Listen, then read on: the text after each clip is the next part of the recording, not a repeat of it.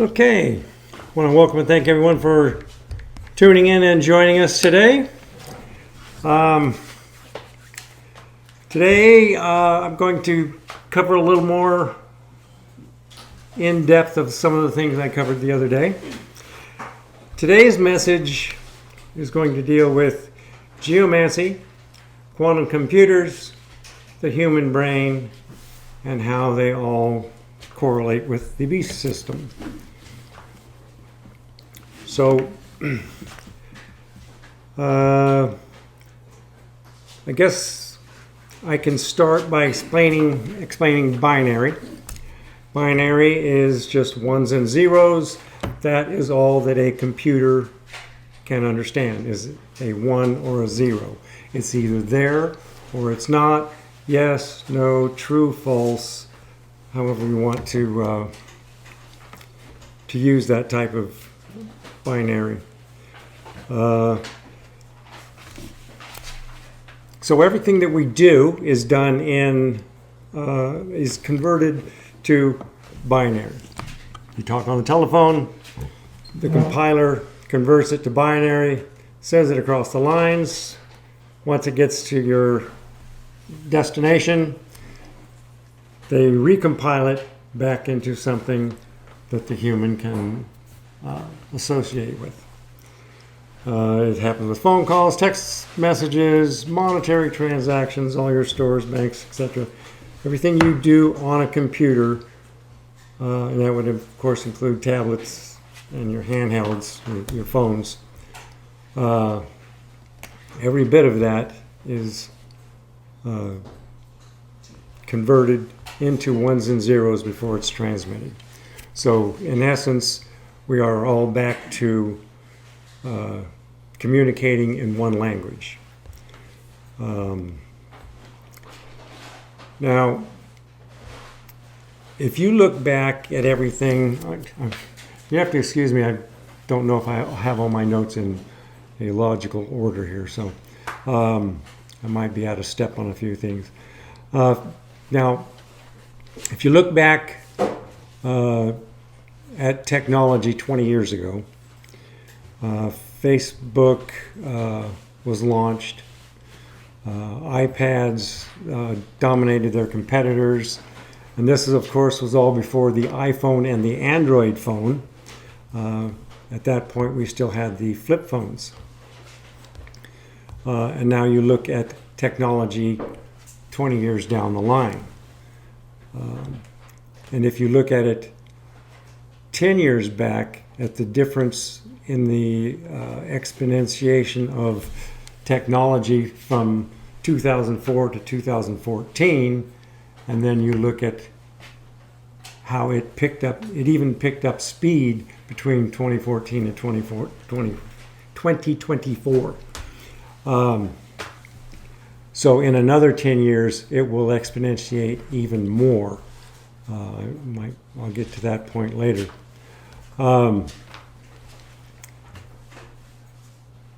So I also want to elaborate a little bit on what Adam mentioned the other day, was that you make glass out of sand. That is the main ingredient.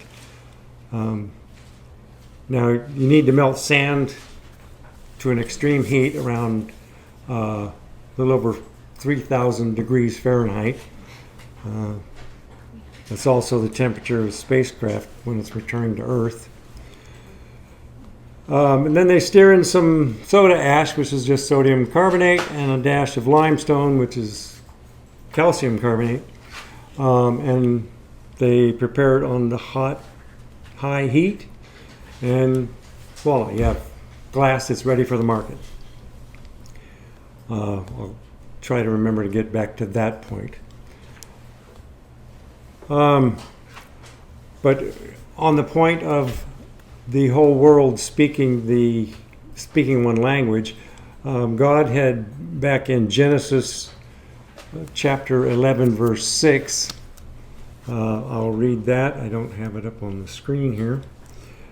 I can do that real quick, I think. I want Jen.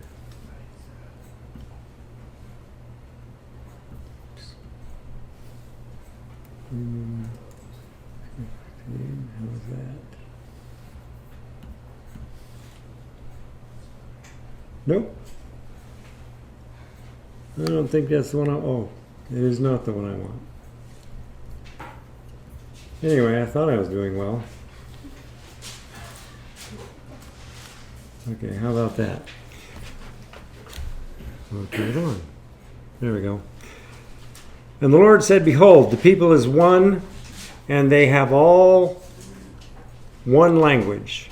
And this they begin to do, and now nothing will be restrained from them which they have imagined to do.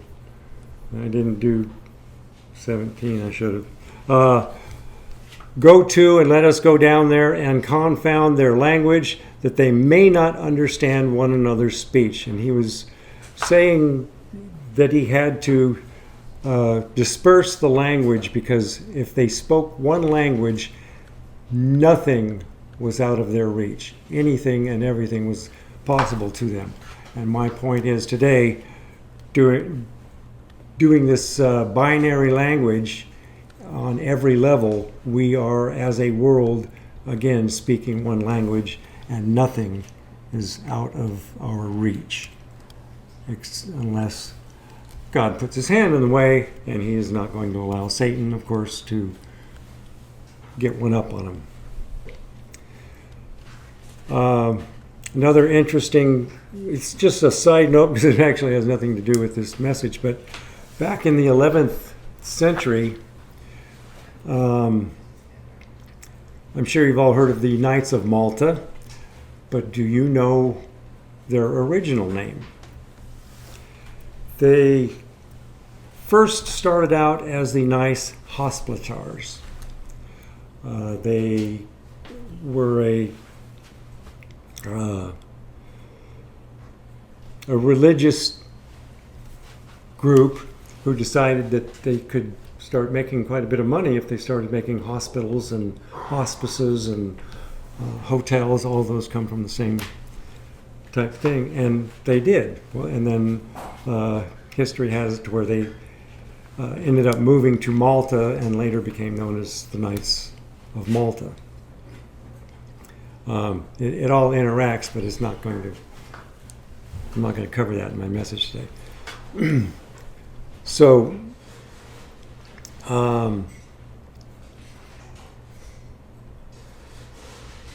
there's their notes. I don't need these. Okay, so I'm not sure exactly where to start here, but since Adam covered the topic a bit, I think I can pretty much dive in and start going. So, I've gathered many of my notes from some research that was conducted by Anthony and Kathleen Patch. If you want to look them up, they have some very interesting podcasts. So I guess it might be significant to start out with the understanding that Hinduism and Buddhism are both subsets of the one world religion of Kabbalah. Their overall goals match. They're the same. Redemption of the universe. They're trying to bring order out of chaos, but they're doing it without a belief in God as our creator. And this is part of their strategy in an attempt to outsmart God, to mess up God's timing. But we know that God, of course, is not going to allow that. Satan can only do what God allows him to do. Satan is a tool that God uses, and God is not going to allow Satan to get over on him. Now, the other day, Adam mentioned Ein Sof. I think he pronounces it Insof. I believe it's pronounced either way. And the 10 Sifirot. To give you an idea of the nature of Kabbalah, I guess I'll briefly discuss the better-known fundamental concepts of Kabbalistic thought.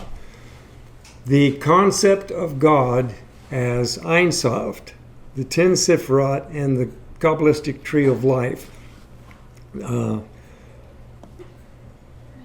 This explanation is, a gross oversimplification, And I don't pretend to understand these fully, all these ideas they have. I'm just giving you my rundown of the studies I've made and the things I've come across. According to Kabbalah, the true essence of God is so transcendent that it cannot be described except with reference to what it is not. What was that gentleman's name? James Lindsay? He does a fantastic seminar on that topic there, the referencing God as what is not. This true essence of God is known as Ein Sof, which literally means without end, which encompasses the idea of his lack of boundaries in both time and space. So in this truest form, the Ein Sof is so transcendent that it cannot have any direct interaction with the universe.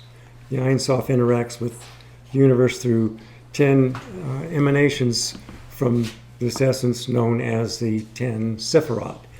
I tried to get a picture ready, but the time wasn't there. But you can look up the Sephirot and you'll be able to put this together here. These Sephirot correspond to qualities of God, and they consist of, in descending order, they have, try to go over them real quick here. That's Keter, which is the crown, and I'm going to try to pronounce them correctly. The Chokmah, which is wisdom. Binah, which is intuition or understanding. Chesed, which is mercy, or Gedula, I guess, greatness. They're saying this, it's either or those. They're not counting them each as one. The Gevurah, which is strength. Teferet, which is glory. Netzach, which is victory. Hod, which is majestic. Yesod, which is foundation. And Mulkat, which is sovereignty. And the middle 5 qualities are mentioned, they say, explicitly in order in 1 Chronicles 29:11. That verse says, "Yours, O Lord, is the greatness," and that they're saying they use that word that I mentioned a minute ago. I'm not scrolling back up in my notes. I didn't memorize that. Then it says, "And the power and the glory and the victory and the majesty, for all that is in the heaven and in the earth is thine. Thine is the kingdom, O Lord, and thou art exalted as head above all." So you're going to find various translations of that, but the Hebrew translation corresponds to the Sephirot in order. And that verse from Chronicles is sung by the congregation in the synagogue whenever the Torah scroll is paraded around before reading from it. So the 10 Sephirot include both masculine and feminine qualities. The Kabbalah pays a great deal of attention to the feminine aspect of God. So the Sephirot are commonly represented as and known as the tree of Sephirot, or the Kabbalistic tree of life. There is great significance to the position of the various attributes and their interconnectedness. This is where I wish I had a picture of this. The Sephirot is they're not separate deities, as some might think, if you take it too literally. They are intimately a part of God, and they are in contact with the universe in a way that the Ein Sof is not. The Sephirot connect with everything in the universe, including humanity, and the good and evil that we do resonate through the Sephirot and affects the entire universe up to, and of course, including God himself. So Of course, that's never going to happen. However, they can take note that the fact that the rate of acceleration of technology today is at warped speed. This note was supposed to be somewhere else. It's not just moving faster, it's picking up speed as it goes. That's what I was trying to portray with the 10 and 20 year difference in technology. It's like a snowball. It's getting bigger and it's moving faster. So back to the Cabal here. The goal of the Kabbalists is to return man to a pure spiritual form as the original Adam and Eve in the original Garden of Eden prior to the fall.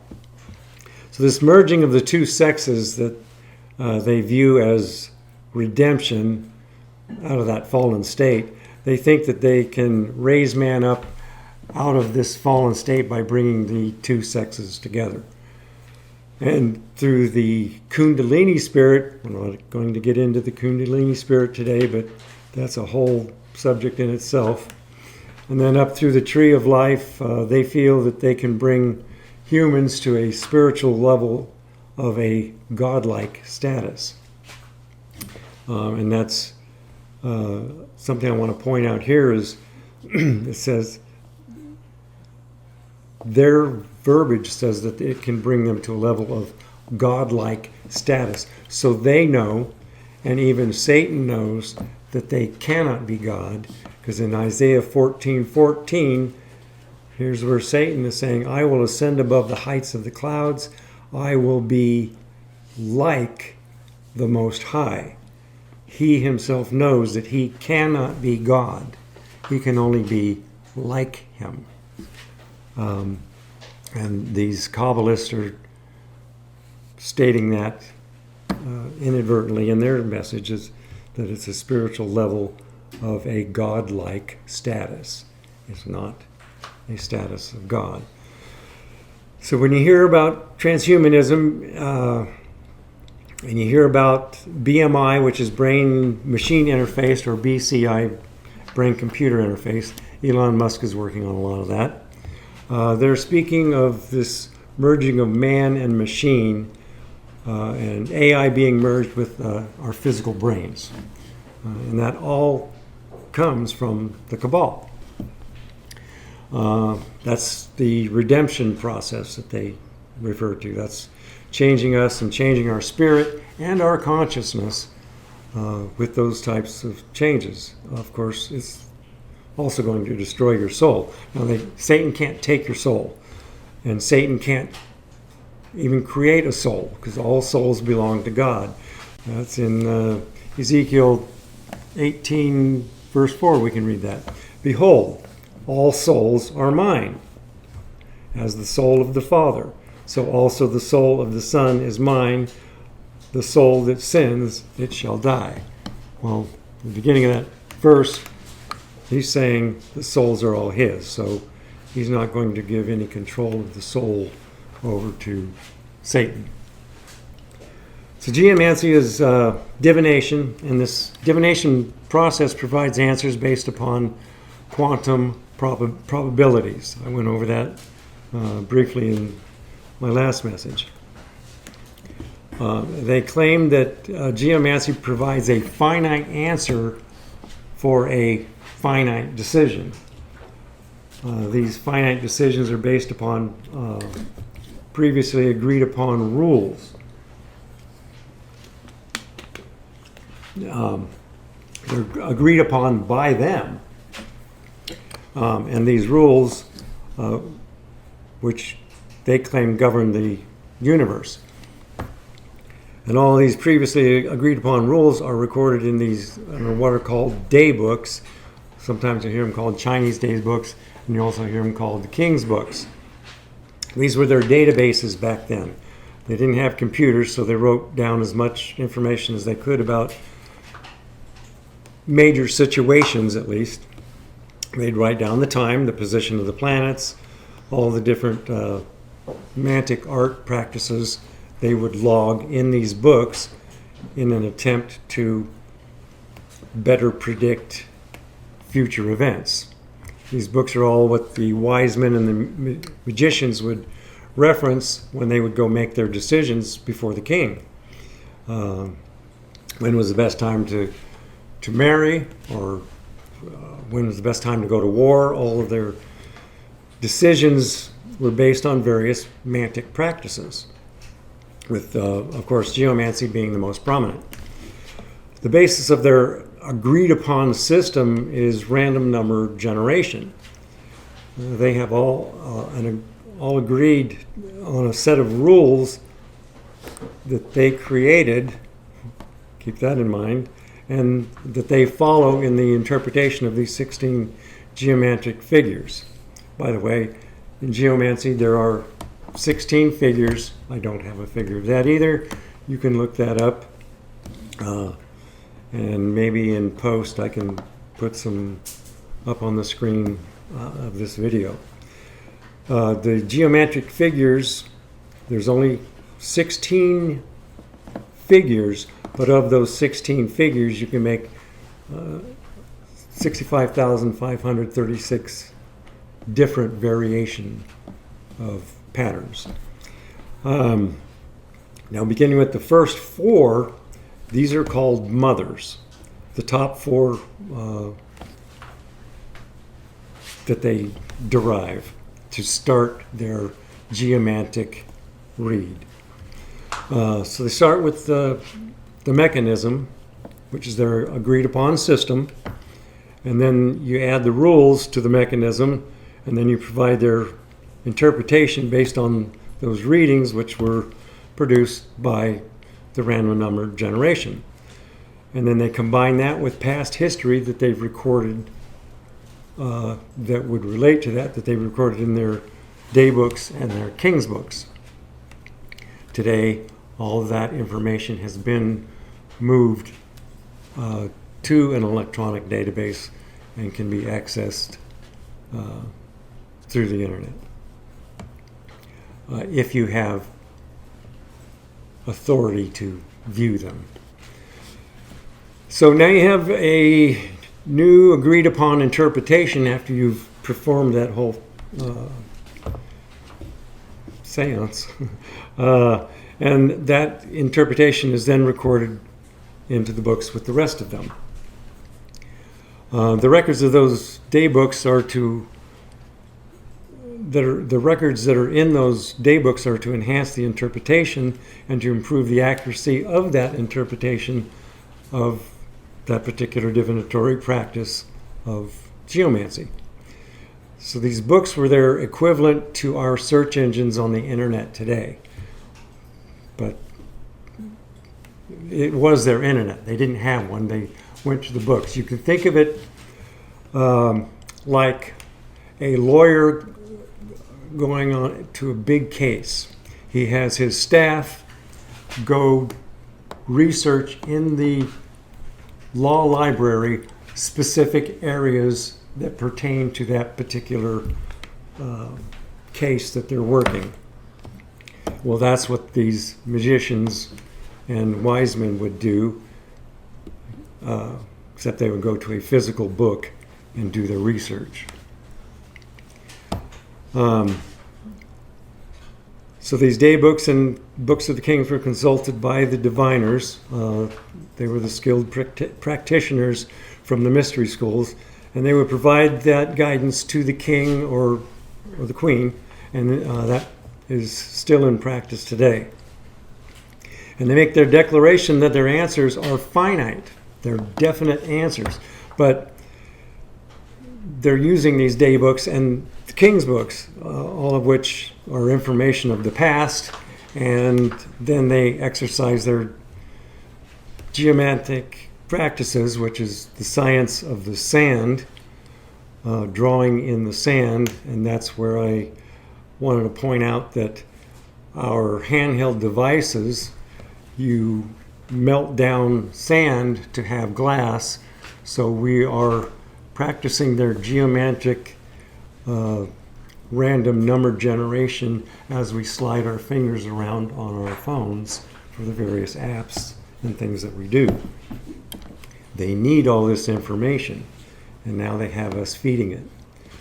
Then he mix in their agreed upon rules, and these rules were all agreed upon as man in a man-made system. It's all agreed upon by them in their man-made system. So every step is generated by probabilities.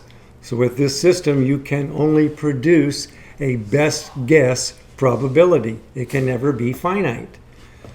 The old saying, garbage in, garbage out, if you feed your computer garbage, you can only expect to get from it is to produce garbage. If their model of the universe is this Big Bang, and this Big Bang is all this chaos, then they're trying to mathematically describe that model. The only result that they can produce is probable. So divination can never produce a finite answer. The Mantic arts are divination. So none of the Mantic arts can produce a definite finite answer. But since man was the one that constructed these systems, man claims that the solution generated is actually finite. It is just an extremely close best guess. Even our classical computers, these everyday computers that we use, they're based on quantum mechanics, and quantum mechanics is based on probabilities. So even when you try to say that quantum computers produce an absolute or finite answer, you can't, because they're based on quantum mechanics as well, which again is probability. So computers are based on quantum mechanics. Quantum mechanics is based on probabilities. Geomancy is based on probabilities.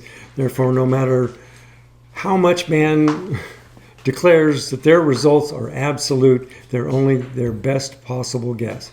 Yes, they're pretty good at fine-tuning it with all of the information that we're feeding them, but it's still a best guess. They can never produce an absolute finite result. So one of the most obvious misconceptions in their argument of their result being a finite answer is the fact that they have all these daybooks going back thousands of years, and they're filled with these recorded answers that they still have to consult. But if you were to gather up all these books and examine the information recorded on a specific day, each of these books would be reflecting a different answer, because they're all derived at a different time in the movements of all of the combinatorial variables that they use in their combinatorial optimization. The position of the planets, stars, the weather, their particular location on Earth, etc. It's a very broad stroke for a definition of combinatorial optimization. It's something Ramon Lull developed in the 12th century. It's the process of finding an optimal solution with a finite set of possible solutions. That sounds like an oxymoron. How can you have a finite set of possible solutions? Possible solutions doesn't sound finite to me.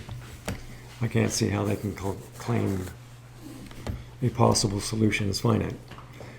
Of all the information in these day books and king books, today it's all stale. The information is based on the past, and the universe is in a constant motion, perpetually shifting and changing.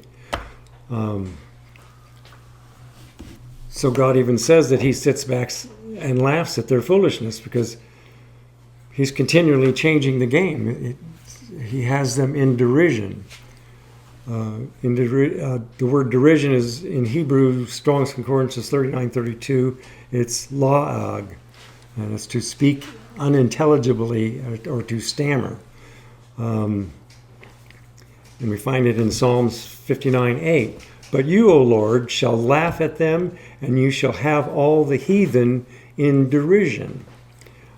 Psalms chapter 2, verse 4. He that sits in the heavens shall laugh, and the Lord shall have them in derision. So it's a joke to them what Satan is trying to do. To man, God sees it as something spectacular, but God's just laughing at him. The only relevance that the past has on the future is to maybe learn from our mistakes or to help identify some of the major players and their roles, any biblical role that they're playing on the stage today. So Kabbalah and geomancy are linked. Kabbalah concerns itself with the spirit, and it's employing the 10 sephirots of the Tree of Life.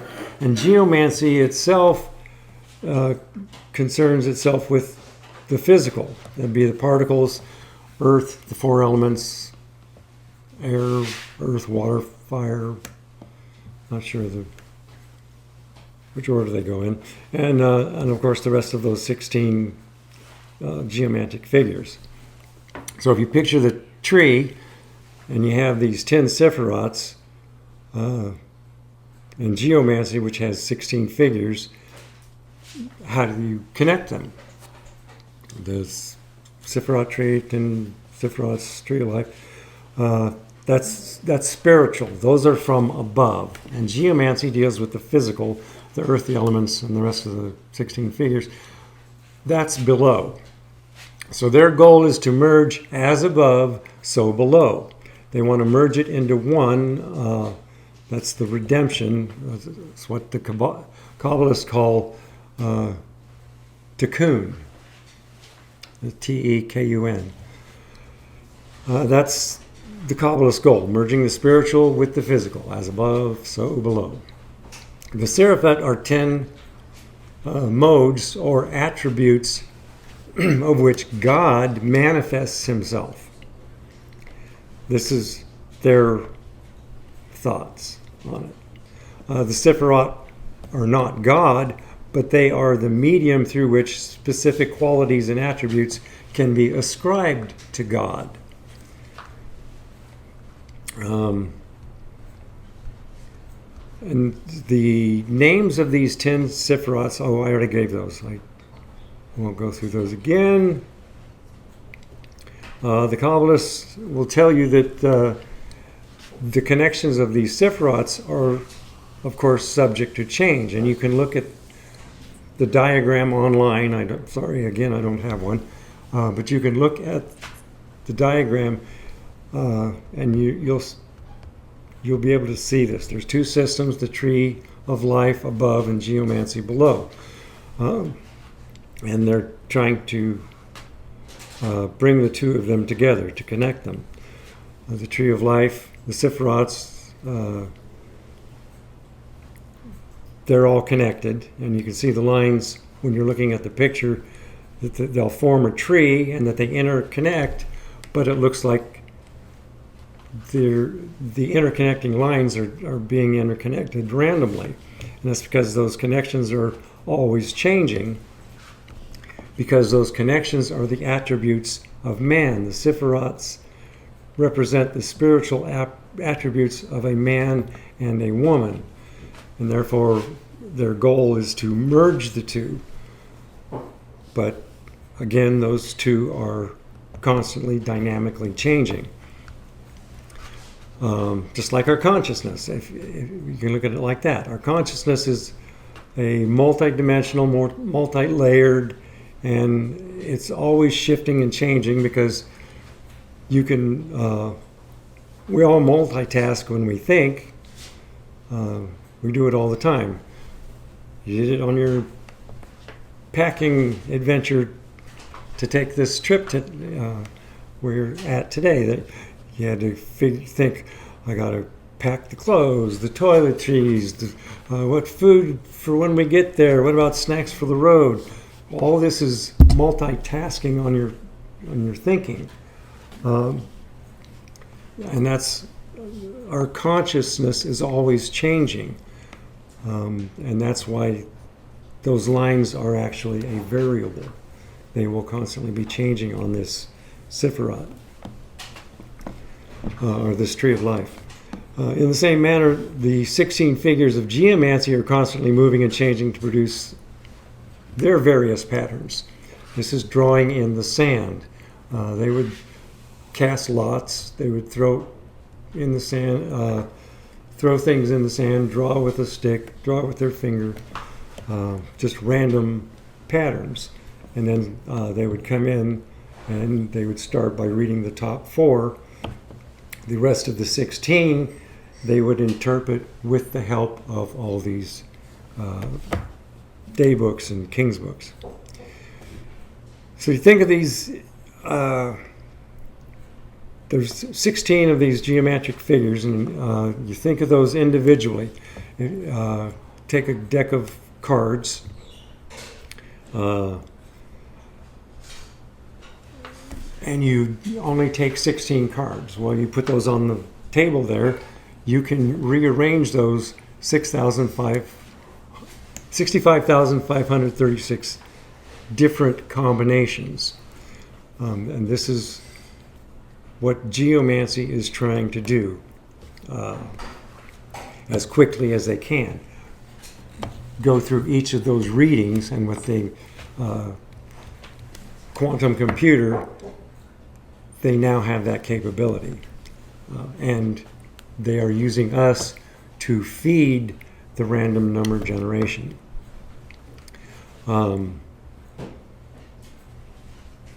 Let's see. We'll go through that card thing. But if you were just to take those 16 cards and shuffle them and lay them out 6,536 times, that's going to take you quite some time. But for a quantum computer, it's instantaneous because of superpositioning. A computer only knows ones or zeros, and a classical computer that position can only be a 1 or a 0. In quantum computers, they call it superpositioning. It can be a 1 and a 0 at the same time, so you can have every combination produced instantaneously. But 6,536 times is the maximum number of patterns that you can produce from those 16 figures. That is, if you remember back in grade school, they were teaching math to the power of. Well, if you put 2 to the power of 10, you put a 2 there and a small 10 up in the right-hand corner. Well, that means how many zeros past the 2 you're going to go. So when you take these, you take 2 to the 65,536th power, that's 65,536 zeros past the 2 that you're calculating this. It's simple when we do it with the power of 10, but it gets beyond the human comprehension to go 65,000 or more. Anyway, that's how many zeros you got. Now, there's also this geometric shape called the mandala, not to be confused with the Mandela effect. But this geometric shape or image, the symbols around the outer perimeter of this geometric figures, and in the center of the tree of life, in the Kabbalistic tree of life, with the Sephirots. Again, I don't have that image. Sorry about that. But those things are illustrating the connection of the two and how it relates back to what I mentioned about Ramon Lull and his combinatorial optimization. I would suggest you can go back and look that up real quick.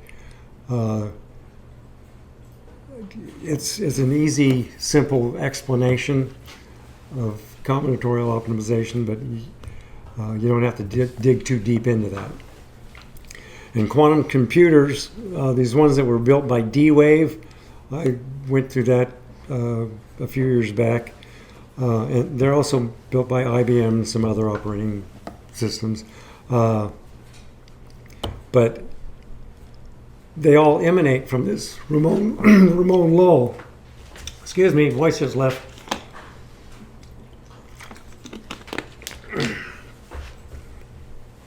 So all these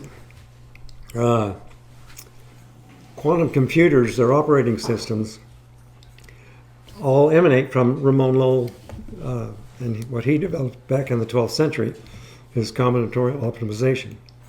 His goal was and he said, to bring together all of the world's religions. This is this Ramon Lowell guy. So he was seeking peace by bringing the religions together. Well, that's the same thing as Tikkun, the redemption of the Kabbalah.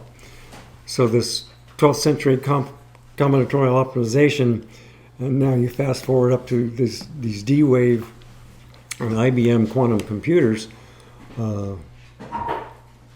and then their programming system, their operating system, you have combinatorial optimization in a digitized form. And combinatorial optimization is a combination of Kabbalah and geomancy together in digital form. Quantum computers are random number generating systems and generators. We're going to delve a little bit deeper, explaining that in a little different way than most people have heard before about data input, what happens to the computer, the quantum computer, and then, of course, the output. So we're going to break it down to a little flow, I hope. So, geomancy is divination, and it provides answers based on quantum probabilities. And geomancy makes what they call a definite decision for you, a finite decision, which is based on previously agreed upon rules governing the universe, and none, of course, can actually be finite due to the chaotic movement of the universe in their Big Bang model. And then you have all the rules recorded in the King's Book. So the Kabbalah and geomancy are linked, and again, the Kabbalah concerns itself with the spirit, and it's employing the 10 Sephirots in the Tree of Life, and geomancy, of course, with its physical properties, and then the remainder of the 16 geomantic figures. The link is this redemptive process, this merging as above, so below, as above the spirit, and then so below which is the physical. Kabbalah and a one-world religion with quantum mechanics as its operating system and geomancy as its software. So geomancy, of course, is both the software for quantum mechanics and quantum computing, and the one-world religion of Kabbalah. So you can see right here on, if you look at the pictures, the Kabbalah and quantum mechanics and geomancy are man's mechanisms, and they are, even according to their systems, they are apart from God. And then man is attempts at achieving godhood status through them, this ascension to Ein Sof, the Ein Sof of the Kabbalah. So Ein Sof they define as infinity, but not as we perceive it. It says infinity is imperceptible. So that's they're saying Ein Sof is imperceptible, so we can't think of what it is. So now we're going into the conscious mind because this is what they're trying to affect. The conscious mind is the merging of the 16 figures of geomancy with the 10 sephiroths of the tree of life, producing a higher state of mind and a higher form of consciousness. This is what they believe is their goal. Now, there are 65,536 dimers within a microtubule in a human neuron. So with 65,536 dimers, and dimers are by definition pairs, one of them is a 1 and one of them is a 0. And that's within the neuron of the human brain. Dimers are in pairs, and their quantity of those dimers within what is known as a microtubule, and these microtubules make up the human neuron in the brain. So with one microtubule, you have, just within one, you have 65,536 dimers. We don't need to get too deep into the math, but when you take 65,536 dimers and arrange them geometrically, they produce what is known as a Clifford 8 and Clifford 16 Lungarian geometric pattern that geometrically portrays the conscious mind. These are their sayings. And that's their goal. And these, remember, the tubulin dimers were created by God. And God is the one who decided to have 65,536 of them. And then he created the tubulin dimers, and then he that contain them, and the microtubules that contain the dimers, that contain the dimers, and then he created the microtubules that make up the human neuron that connect via the synapses and the dendrites. So remember, God created all that. That's the geometry of God. And so now, here's what we see Satan trying to do. What he always does, he counterfeits, he copies, he's trying to mirror what things that God has already created. So these 65,536 tubulin dimers in the human brain, in a neuron, in one microtubule, if you'll recall, we just talked about that number. That's how many combinations that you would get out of the 16 geomantic figures that are in geomancy. If you were to shuffle them around, you could only get that many. Happens to match exactly what God has produced in the human brain.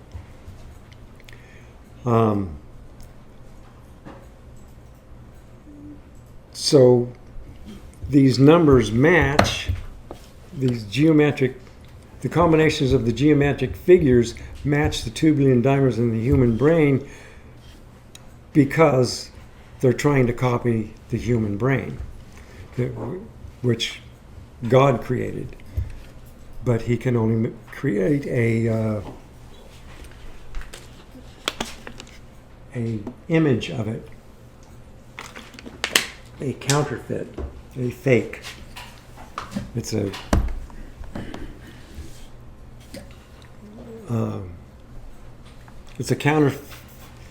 counterfeit in many levels to accomplish God's an imitation of what God's doing. So now let's talk a little bit about quantum computers and the number of qubits. And we'll just focus on D-Wave. I did a thing a few years back with Jordy Rose, and that was back when their D-Wave computer was at the 512 level. So remember, we're talking binary, and that's what these quantum computers do. They use the base 2 mathematics or binary, and that's how they determine how many qubits. A qubit is the equivalent of a bit in conventional computers. Just in quantum computers, they call it a qubit. And then how many of these qubits can they put on a chipset? Well, the first one that they sold was a 128. So, in binary, you go 0, 1, 2, 4, 8, and you double. 16, 32, 64, 128, 256, 512, 1024. It keeps doubling each time. Well, the first chipset that D-Wave sold on a public level was the 128. And you should be familiar with that with your RAM. It grew in that manner. Hard drives. The second one they built was the 256. They didn't sell that one, but I believe it was that one. It might have been the 512, where their proof of concept was to take this computer and be able to crack Shor's algorithm, and they did. But their proof of concept was they injected into the stock market. The stock market is supposed to be a very secured entity, but they were able to step in, look for a specific bid, a bid fitting specific criteria, and when they saw one that they liked, they stopped it, they analyzed it, they put their bid in prior to it, and let the other one go, and the system did not catch it. It was split second. It made the recognition, made the determination, or made the analysis, then the determination. So that's how fast it was back then. And it all has to do with Shor's algorithm. So anyway, for their public sales, they skipped from the 256 to the 512. And again, that's where Geordie Rose was doing the presentations, where he had explained that the quantum computer is this big black box, and if you stand next to it, it sounds eerily like an alien heartbeat. I'm paraphrasing that. I don't know exactly how he phrased that. Anyway, so what he was saying was they were accessing to the 500th power, 2 to the 500th power. Of course, more accurately, it would be 2 to the 512th power. But and he was calling them parallel dimensions, each power having its own dimension. So now think about where they would be with 2 to the 65,536th power, or dimensions, as they say, which is basically infinity, because it relates to where I'm going now.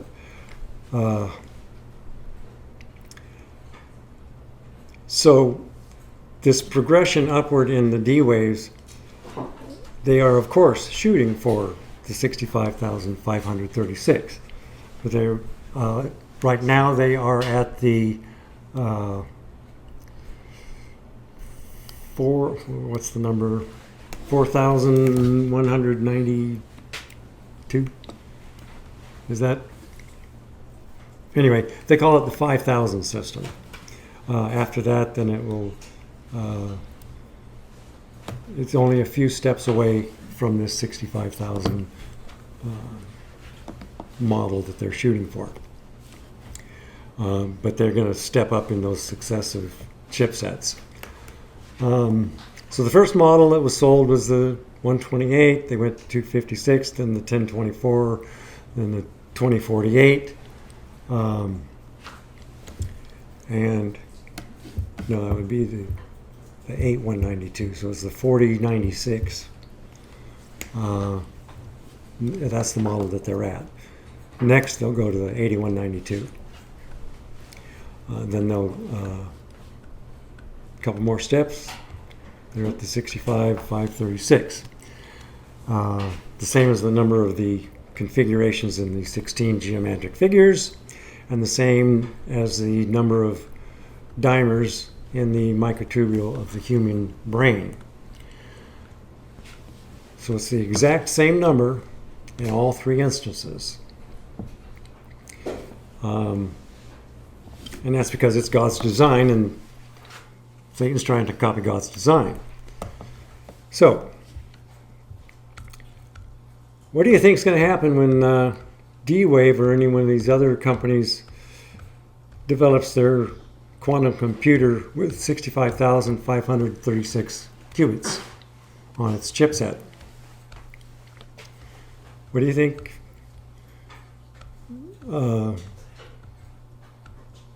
It's the same number as the Sifrots in the Tree of Life, and the same number of the configuration on the 16 geometric figures.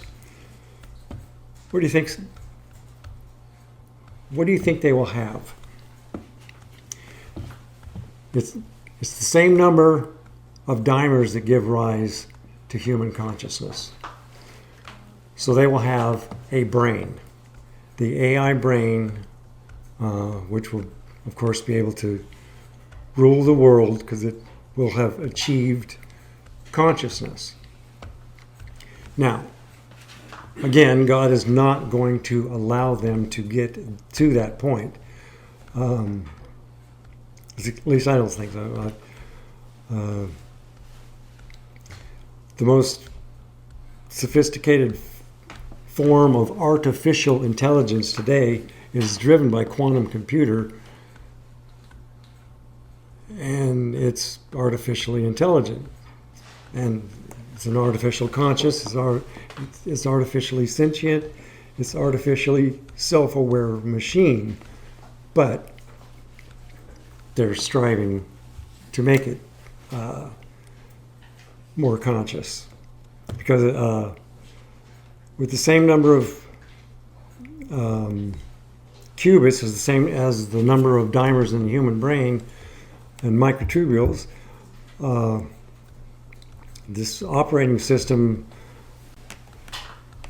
that's in the quantum computer is also based on the geomancy, those 16 figures with the 65,536 different combinations.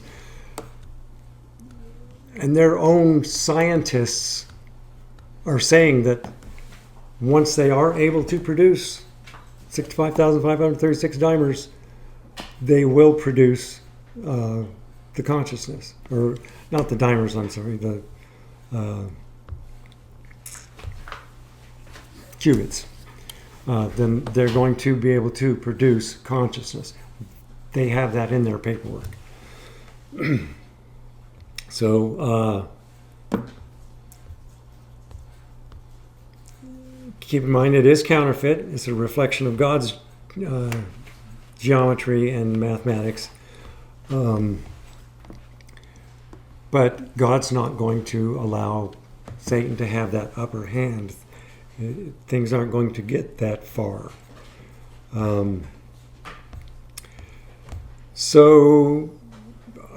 Trying to cover some bullet points here. The classic computer is the one that gathers all the data from the internet of everything or all things. That's just your classical computer that we use on a daily basis. You have the classical computer for the human interface, and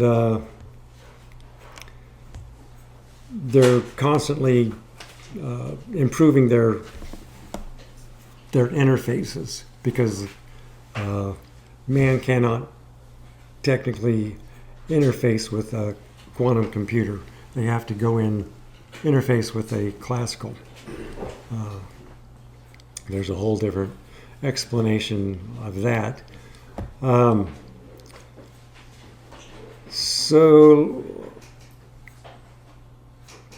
when a classical computer is gathering data from everywhere, is gathering all this input, it then interfaces with the quantum computer, and that's where the quantum computer, the classical feeds it the first 4 or the mothers of the 16 geometric figures, and now the quantum computer can instantaneously determine all 65,536 options. So what it's doing is taking all that randomly generated data, and that's what the internet represents. The internet is feeding it, and we're feeding the internet. It's simply a system of randomly producing numbers, which is the starting point of geomancy. It takes those random numbers, and then with a skilled diviner, it then does what the same as the marks in his hand. Geomancy, or Elmal Ramal, the science of sand, is what it is. They take those random numbers and they come up with the remaining of the 16 geometric figures. As first it goes from mothers to daughters to nieces. I don't know the whole build of it, but it is also looked at as the 16 are grouped into 4 different groups. The top group is the head, then the chest, then the torso, and then the legs and feet. It's the same breakdown as Daniel's interpretation of Nebuchadnezzar's dream. Let's see. So the classical computer basically acts as the diviner and produces those first 4, and then it takes it to the quantum computer where it can randomly generate that pattern recognition using AI. The foundation to even thinking about pattern recognition and moving all those different, those 16 geometric figures around randomly, just for the human is, I don't think a human could do that in one lifetime, but maybe. The quantum computer takes those 4 and then it self-assembles all the remainder and produces one of those 65,000 some odd unique patterns for them to log in those books again. Well, now they're logging it online, but they're connected to those books.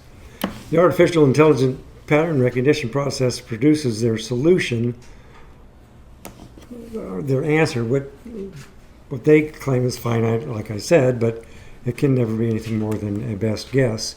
It's just probable because it's within quantum computing.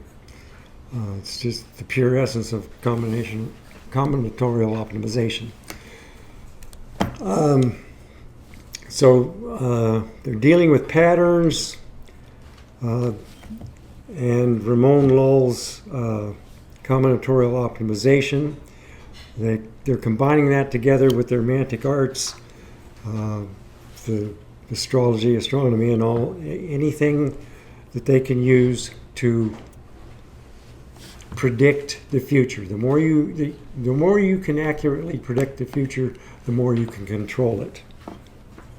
And I can get into CERN, but not today, about how they're using that to discover a disturbance in the skies, because when Jesus Christ comes, there's going to be something noticeable, and they want to try to see it as soon as they can in a defense, in their defense and attack on Jesus Christ when he returns. But we'll get into that some other time. So they take all this data that's available from all these different mantic arts and they combine them at one time, and that's when they come up with their new finite, I'm quoting finite, decision. Let's see. D-Wave described years ago that it was all probable and to known solutions. Our known solutions are all probable to these problems. And simultaneously considering all of these probable solutions at the light of speed with today's technology, they're able to arrive at a better solution faster. And that's where the Sentient World Simulator ties in. We are feeding them all of our information, our attitudes, how we react to their media manipulation. They record all of this to determine how far they've been able to seduce everyone. And they arrive at what they call an exact solution, but it's not exact. It's a best guess.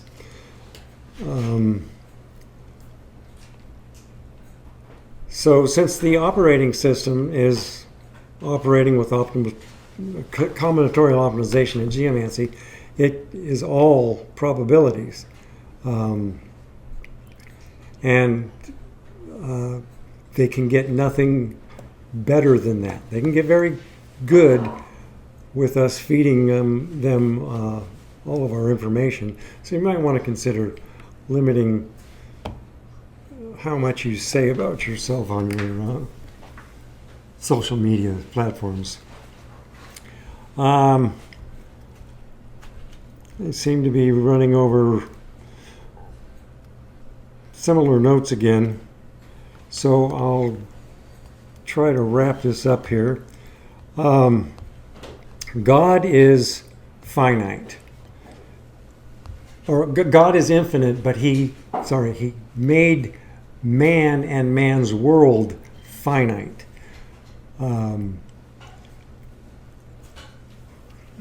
We have a definite goal. Everything that we do is finite. Satan is trying to claim that he can create his answers and results in finite, but he cannot. He is here in a finite system, so he doesn't produce finite. He can only produce best guess. So we don't need to worry that he's going to come in and take over the human brain. God's not going to allow him to do that, because once they do get to that 65,536 qubits, they will have consciousness. It will not have a soul. Like I mentioned earlier, God controls the soul. They will, of course, try to make it appear as though it does, but it's all an illusion. It's Satan. You know it's going to be an illusion. I didn't want to tie these all in, and then as a scare. Nobody who understands these things and understands God's plan in life should be afraid. God's not the creator of fear. So if you are afraid, you know that's from Satan. And if you're afraid of something, you need to get into the Bible and find out that you don't need to be afraid of whatever it is that's burdening you. Anyway, I'm going to bring it to a close today.